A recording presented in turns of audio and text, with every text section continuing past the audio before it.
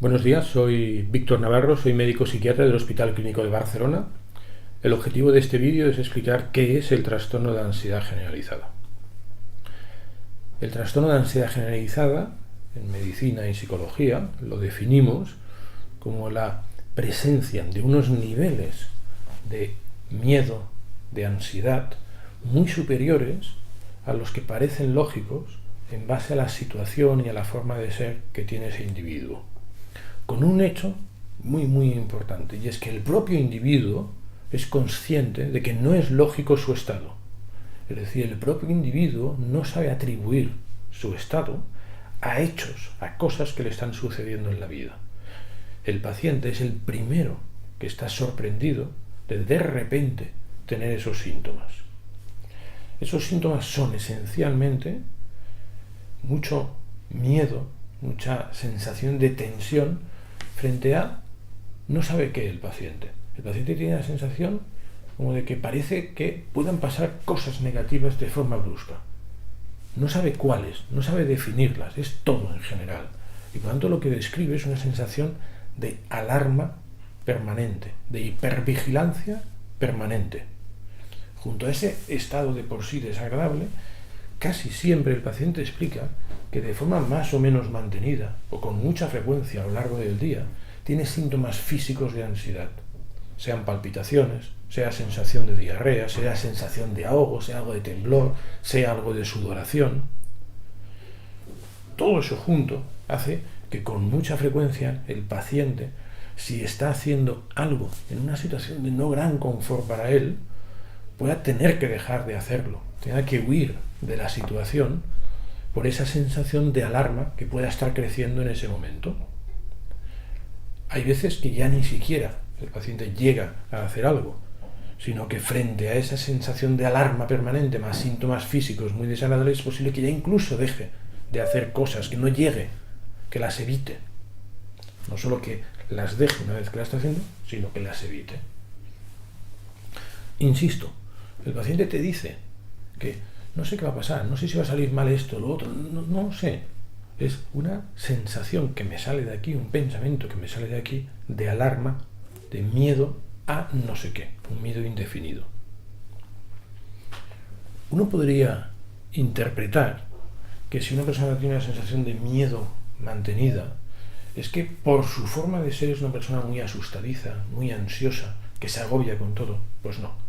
El trastorno de ansiedad generalizada es una enfermedad que de repente aparece.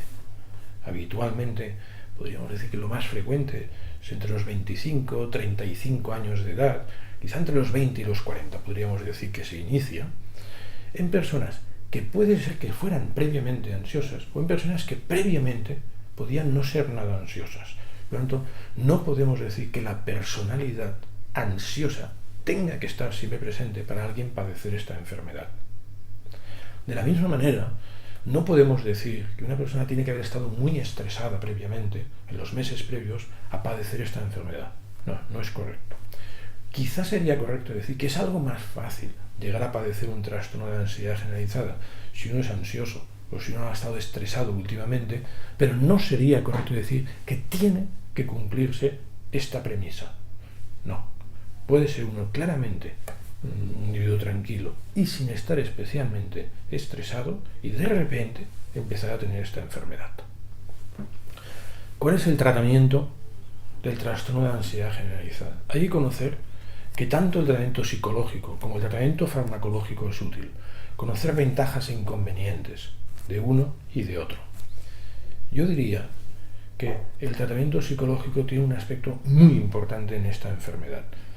Primero, porque es eficaz como tratamiento, y segundo, porque esta enfermedad tiene tendencia a ir presentándose en forma de recaídas. Es decir, que una vez que hemos conseguido frenar los síntomas agudos de la enfermedad, tenemos que avisar al paciente de que es posible que al cabo de 3 meses, al cabo de 3 años o al cabo de 5 años vuelvan a venir los síntomas. Todo lo que uno haya conseguido aprender o curar a partir del tratamiento psicológico lo podrá volver a aplicar en el futuro si hay un reinicio de la enfermedad, y por tanto uno mismo puede frenar la enfermedad, frenar las consecuencias de la enfermedad si ha hecho un buen aprendizaje del tratamiento psicológico. Por otro lado está el tratamiento farmacológico, que yo diría que es claramente más rápido, en cuanto a eficacia, más rápido que el tratamiento psicológico, pero con el clarísimo inconveniente de que una vez que quitamos el fármaco ya no deja nada de protección para el futuro. Y por lo tanto, como he dicho que esta enfermedad tiene tendencia a las recaídas, nos podemos encontrar con que en la siguiente recaída, si la hay al cabo de 3 meses o al cabo de 5 años, el paciente tenga cero capacidad para manejar un poco la enfermedad. Y en cambio he dicho que el tratamiento psicológico sí que puede, quizá él mismo, frenar la enfermedad o como mínimo facilitar que no se intensifiquen muchísimo los síntomas o las consecuencias de evitar cosas derivadas de esos síntomas. Y a partir de ahí quizá podríamos decir que lo ideal es disponer de los dos tratamientos y en función de intensidad de síntomas, de preferencias del paciente, etc., decidir si uno, si otro o si una combinación de ambos, que en muchas ocasiones tendríamos que decir que es lo ideal. Dentro del tratamiento farmacológico hay dos grupos de fármacos que nos pueden interesar.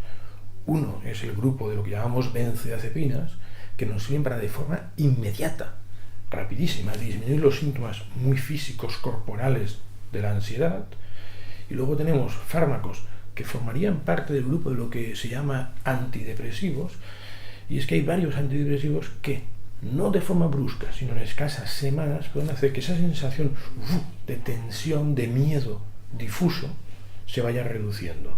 Por lo tanto, las benzodiazepinas de forma brusca disminuyen síntomas tipo palpitaciones, ahogo, y en cambio la sensación de temor, que es lo clave en esta enfermedad, responde a algún grupo de fármacos antidepresivos, pero responde tras semanas de tratamiento.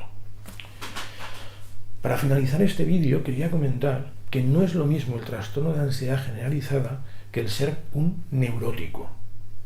En el trastorno de ansiedad generalizada hay muchos síntomas de ansiedad y el paciente no entiende a qué viene tener esa sensación de alerta y además no forma parte de todo lo que era la forma de ser o de razonar la persona, sino que él habitualmente funcionaba de una manera y de repente aparecen estos síntomas constantes de ansiedad.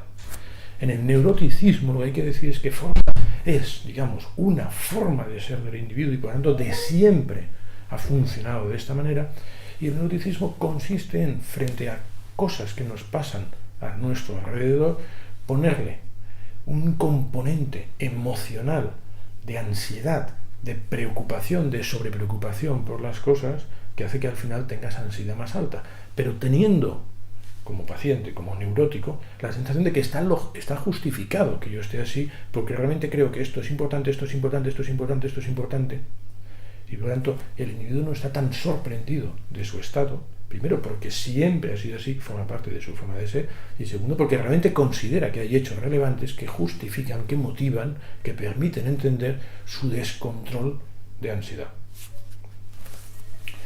Para quien necesite más información sobre el trastorno de ansiedad generalizada o sobre otros temas de psiquiatría, si quiere puede consultar la página de internet www.informacionpsiquiatria.com. Gracias.